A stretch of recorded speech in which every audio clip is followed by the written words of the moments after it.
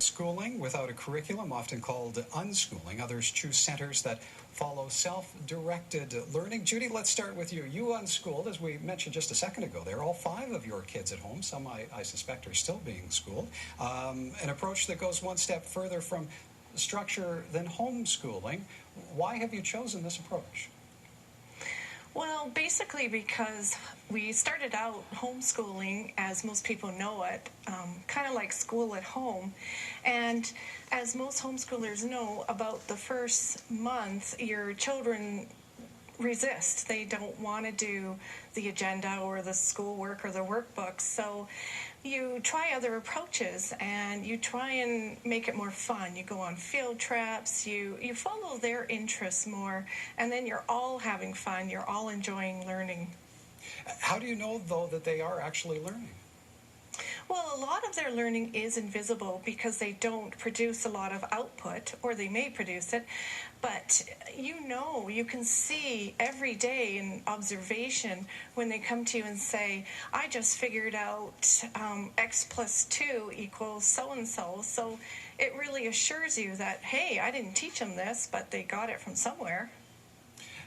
David, this would put a lot of responsibility, one would think, on the child to direct their own flow of education. Do you think kids are ready for that degree of responsibility?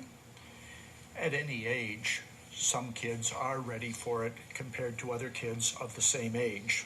There are some 5-year-olds who are ready for what's put in front of them at that age, and some who are not, just as there are 8-year-olds who are ready or unready. The people who care about education have been experimenting with education for 200 years, for as long as we've had public school education. And all of us, those parents, their children, and the general public, have benefited from the experiments. We've seen self-directed learning and experimental or experiential learning at different times for the last 80 or 90 years that I can think of. And this is good. As I say, it's good for those kids and those parents. It's good for the public school system. But at the same time, we have to acknowledge that none of it has gone viral. Though it has been an experiment for 80 or 90 years, it hasn't become the dominant means of education. There are problems with that kind of learning when you try to generalize it. Lynette, is curiosity... We'll get back to Judy in just a sec, because I think Judy probably has something to say in response to David. But if I may ask you, is curiosity enough to trigger the learning process and to be successful at learning? Well, I'm not sure that the distinction between curiosity and curriculum is the full story, because deschooling and homeschooling happen within a wider context. And I think that to really understand this movement to deschooling and homeschooling, we should really look at the big context. So I think that, in fact, if we look at education having 3 components, there's that informal education. So that's what happens at home. That's what happens within our cultural groups, our families, and so on. That really relaxed kind of learning that we learn a tremendous amount about how the world works and how we have relationships. There's a non-formal education, and that's within our communities, organized kinds of education activities. Churches do that, mosques, Boy Scouts, and so on. So there's an agenda, and children learn within that. And so it's a little bit informal, but not as much as the formal education sector. And there we learn a state-mandated curriculum. We learn about citizenship. We link, I think, the 3 kinds of education together. So I think there's plenty of room for curiosity within all kinds of education, all aspects of education.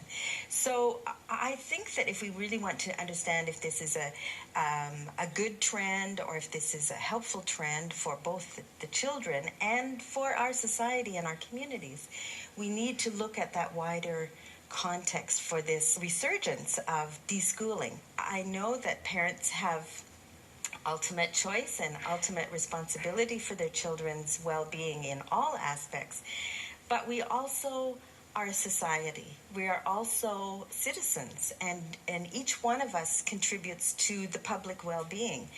And I'm going to I'd like to interject here and Please, Judy, add yes. some comments. I think we are on the cusp of a huge change in education. When you look at our system right now, it's been around for 160, 70 years, where we've had a public institution, and before that it was more informal. But I think what we're missing is, right now we have a huge cultural change with the addition of the internet. And before, when the teacher was the smartest person in the community and we sent our children to be taught, now we're raising the first generation where they are more culturally adapted to technology than a lot of the teachers and the parents. And what that change produces is, as the government has undertaken input from the public on what is the future of education, what are we trying to teach kids, and what the outcome of that was that we need to focus more on process and not content, because the kids have the content at their fingertips. What they need now is more, not so much teachers, but facilitators to help them guide them through that content, to put it in their path, and let them explore their passions, see what they want to do, where they want to go. Post-secondary education, is it an option without a diploma? And a deschooling school. The Voyage Learning Community is opening in Calgary this fall. And tell us what